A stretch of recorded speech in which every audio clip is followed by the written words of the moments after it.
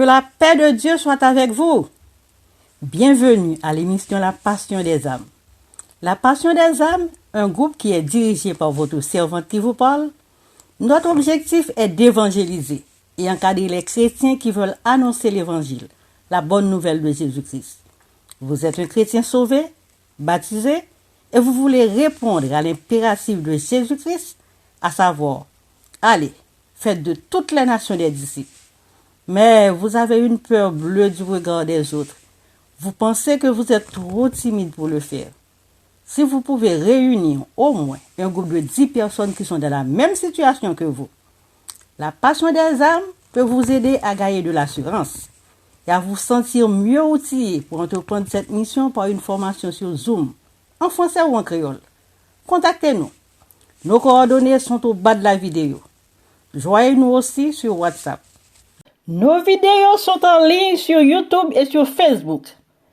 Abonnez-vous en activant la cloche de notification.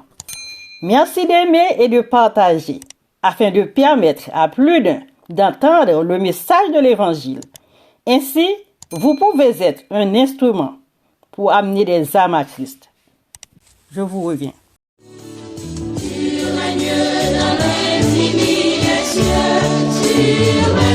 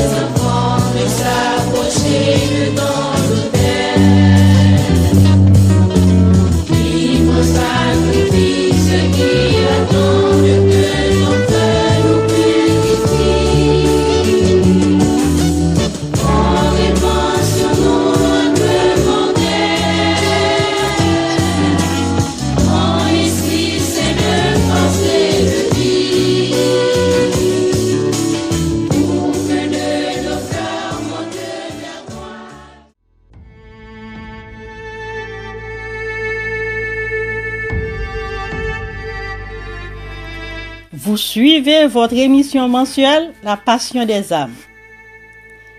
Plusieurs amis étrangers aimeraient nous suivre, mais ils ne comprennent pas le créole. Sachant que la majorité des Haïtiens qui fréquentent les réseaux sociaux comprennent le français, c'est pourquoi nous avons décidé de continuer l'émission en français. Mais avant de commencer, laissez-moi saluer tous mes compatriotes haïtiens, spécialement ceux qui vivent en Haïti et qui traversent des moments difficiles, graves, chaotiques. Mais Dieu vous visitera. Dieu vous visitera, c'est la dernière parole pleine de consolation et d'espérance que Joseph adressa à ses frères avant de mourir. Parce que la mort de Joseph ne changeait en rien la promesse de l'Éternel envers le peuple d'Israël. Promesse qui a été faite dans Genèse 15, le verset 14. Ni le temps qui passe, ni les événements qui se produisent ne peuvent annuler une promesse faite par Dieu. J'ai la certitude que Dieu visitera Haïti. Le pays connaîtra des lendemains meilleurs. Je ne sais pas ni quand ni comment. Est-ce demain, dans 5 ans, dans 10 ans? Je n'en sais rien. Mais Dieu vous visitera. Invoquons le Tout-Puissant. Heureux celui qui a pour secours le Dieu de Jacob. Béni soit l'Éternel, mon rocher qui exerce mes mains au combat, mes doigts à la bataille. Père, au nom du sang versé de Jésus-Christ qui nous donne accès devant ton trône, nous nous prosternons devant ta majesté dans le but de te glorifier, de t'adorer pour ce que tu es. Tu es saint, tu es le véritable, tu es le lion de la tribu de Juda. Quand tu parles, l'éternité envahit. Quand tu ordonnes, la chose existe. Nous t'adorons pour ce que tu fais. Jusqu'à 7 minutes, tu nous as secourus. Tu nous as gardés en vie. Nous nous prosternons aussi pour te demander pardon pour nos péchés, nos fautes. Nous les Haïtiens, nous avons péché. Nous sommes responsables du mal qui nous arrive. Nous sommes tous coupables. Mais nous implorons ta miséricorde, ta grâce. Ta parole nous dit, mais autant les cieux sont élevés au-dessus de la terre, autant ta bonté est grande pour ceux qui te craignent. Autant l'Orient est éloigné de l'Occident, autant tu éloignes de nous nos transgressions. Comme un père a compassion de ses enfants, tu as compassion de ceux qui te craignent.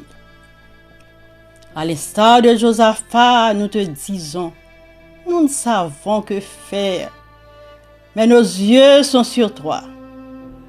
À l'instar du centenier, nous te disons, dis seulement un mot.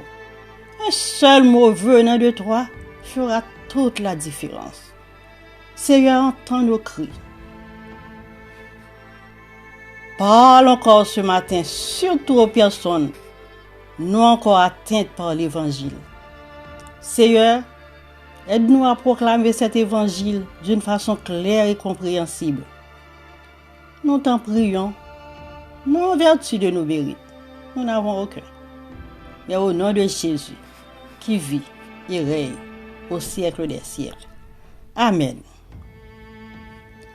Pour vous présenter l'Évangile, nous vous proposons une série de réflexions en plusieurs parties, dans un style direct et court. L'Évangile est assez profond pour attirer l'attention de l'intellectuel le plus brillant. Mais il est aussi simple pour qu'un enfant le comprenne. La profondeur et l'étendue du message de l'Évangile sont infinies. Mais nous pouvons le résumer en 4 parties. Dieu, l'homme, Jésus-Christ, réponse. Et j'ajoute la Bible. Ce matin, nous réfléchissons sur la première partie, qui est Dieu. Et le sujet que Dieu a mis dans mon cœur pour toute la série, c'est une vie de destination. Une vie de destination. Et le texte de base se trouve dans Genèse 2, le verset 1er. C'est ainsi que furent terminés le ciel, la terre et tout ce qui s'y trouve. Amen. Votre cœur bat entre 50 et 80 fois par minute. Un jour, l'un de ces battements sera le dernier. L'avez-vous pensé? Nous ne cesserons jamais de répéter. Nous devons nous préparer tout en sachant que l'emploi de nos minutes, de nos heures sur terre influence notre éternité. Et c'est la vérité. Nous allons tous mourir un jour, avec certitude. Notre corps restera sur la terre 7. Mais votre âme ira quelque part pour toute l'éternité. Réfléchissez-vous à l'endroit où vous serez et qui sera avec vous. Qu'est-ce que votre famille, vos connaissances diront à votre sujet lors de votre éloge funèbre? Bon, peu importe. Ce qui compte vraiment, c'est l'évaluation de votre existence par le Dieu qui vous a créé. La tombe n'est pas votre demeure. C'est la porte par laquelle vous entrez dans l'éternité. À chacun ses croyances. Les athées croient qu'il n'y a pas de vie consciente après la mort.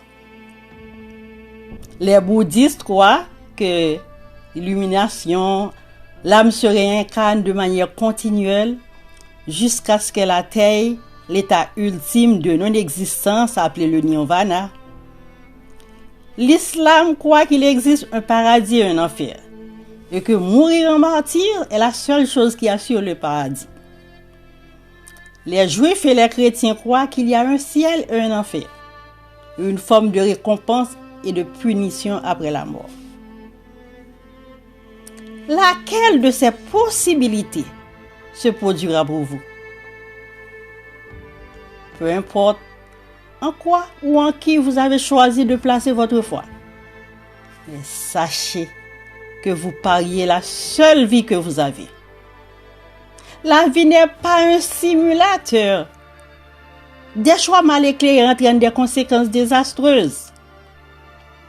Avant de prendre une décision, c'est important d'explorer complètement toutes les options et décider ce que vous voulez croire en toute liberté et de manière éclairée. Avant de faire votre choix, posez-vous ces questions. L'objet de votre foi est-il bien fondé? Quel est votre point de vue sur Dieu? Quelques années de cela, j'avais un collègue de travail qui était malade. Un jour, je l'ai rencontré au rez-de-chaussée de la bâtisse.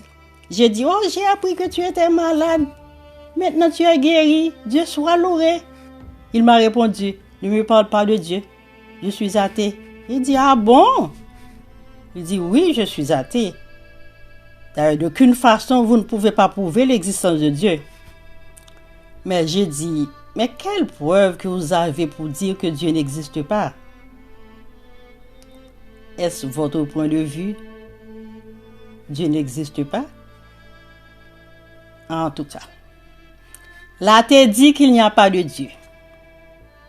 L'agnostique croit que personne ne peut savoir si Dieu existe. L'humanisme croit que l'humain est ce qui se rapproche le plus du divin. Les scientifiques proclament que l'univers a débuté avec un Big Bang. Il y a 13,7 milliards d'années, une substance a commencé à se former à partir de rien. Elle est apparue du néant. Ensuite, un Big Bang, c'est-à-dire un grand boom, s'est produit. Nous ne connaissons ni la cause, ni la raison, mais il s'est produit. Cependant, cette théorie soulève davantage de questions que de réponses. Parce que, pour amorcer le processus du Big Bang, il devrait y avoir quelque chose. Et d'où serait venu ce quelque chose? La matière. Quelle source d'énergie a provoqué ce grand boom? Quel est le catalyseur qui a déclenché la chaîne de réaction pour former l'univers? Bon, si le Big Bang a commencé des milliers d'années, c'est qu'il y a un commencement. S'il y a un commencement, il doit y avoir un bâtisseur, quelqu'un pour enclencher le processus. Mais l'univers fonctionne tellement de façon ordonnée que les scientifiques peuvent déterminer le jour exact de la pleine lune ou d'une éclipse. Ils peuvent prévoir un orage ou une chute de neige ou de pluie. Par exemple, la dernière éclipse totale de soleil à Montréal a eu lieu le 31 août 1932, alors que la prochaine se produira le 8 avril 2024. N'est-ce pas merveilleux? L'univers est tellement ordonné, cela ne peut être émerger du désordre, d'un boom, d'un Big Bang. Sir Isaac Newton a dit, la perfection de l'œuvre de Dieu réside dans sa grande simplicité, car il est le Dieu de l'ordre et non du désordre. La maison où j'habite, je ne connais pas l'ingénieur qui l'a érigée. Je ne l'ai jamais rencontré. Mais cela ne signifie pas qu'il n'existe pas. La preuve qu'il existe, c'est l'œuvre qu'il a laissée derrière lui, donc la maison. Prenez quelques mètres de tissu. Déposez-les dans un sac. Commencez à agiter le sac. Même si vous prenez 10 ans à agiter le sac, pensez-vous que les tissus se transformeront en une veste ou une robe? Jamais. Cela prend un concepteur. Bon, si toute chose est fabriquée par un un concepteur. Pourquoi croyez-vous que la création n'ait pas eu un créateur? Pourquoi? Il y a une autre réalité. C'est la réalité morale. L'homme est un être moral. Mais dites-vous, le Big Bang ne peut pas expliquer l'origine de notre sens du bien et du mal. Comment pouvons-nous savoir intimement que quelque chose est mal ou bien? Votre nature morale se révèle dans votre sens de la justice. Quand votre doigt est lésé, vous demandez qu'on vous fasse justice. Mais cette loi morale doit provenir de quelque part. Mais d'où? Un processus sans intelligence basé sur le hasard, comme le Big Bang, ne peut expliquer l'existence d'un tel code. Louis Pasteur a dit, un peu de science éloigne de Dieu, mais beaucoup y ramène. Isaac Newton a dit, Dieu régit tout, non pas l'âme du monde, mais comme souverain absolu de tout ce qui existe. Et c'est à raison de cette puissance sans borne que Dieu fut appelé Maître universel ou Pantocrator. Mais que dit la Bible? C'est notre texte, Genèse 2, le verset 1er. La version Louis II nous dit, ainsi furent achevés les cieux et la terre, et toute leur armée. La version Martin nous dit, les cieux donc et la terre furent achevés avec toute leur armée. La Bible, la version Darby nous dit, les cieux et la terre furent achevés et toute leur armée. La Bible Semeur nous dit, ainsi furent achevés le ciel et la terre avec toute l'armée de ceux qu'ils contiennent. Donc, la Bible nous indique que Dieu était à l'origine du ciel et de la terre. Ces derniers n'existent pas d'eux-mêmes et ne résultent ni d'une force quelconque, ni de l'agissement d'êtres spirituels. Le monde étant la création de Dieu, la création est soumise à sa volonté. Je vous invite à regarder et à observer à nouveau des montagnes majestueuses, les forêts, les plantes, la mer, les vents, les marées, les astres, un coucher du soleil, les flocons de neige, la beauté des plages, les eaux calmes et cristallines. Pensez au Créateur. Ce Créateur a aussi un plan merveilleux, taillé sur mesure pour vous. Votre parcours, même si vous l'avez planifié de manière impeccable, vous ramène souvent à un sentiment de vide et d'inefficacité. Ne persistez pas dans une telle démarche. Entrez plutôt dans le projet de Dieu. Vous n'avez qu'une seule vie à vivre. Prenez le temps de réfléchir. Que Dieu vous bénisse. À la prochaine. Maranatha. Prions. Seigneur, montre-nous comment offrir une aide pratique et des réponses pleines de grâce à ceux qui en ont besoin. Seigneur, éclate un réveil véritable et durable dans les vies de nombreuses personnes. Aide-les à comprendre que l'Évangile est une perle de grand prix qui vaut la peine de tout vendre pour l'acquérir. Nous t'en prions, au nom de Jésus. Si vous souhaitez parler à une personne disponible à votre écoute, vous pouvez nous contacter. Appelez-nous 514-797-7575 ou écrivez-nous.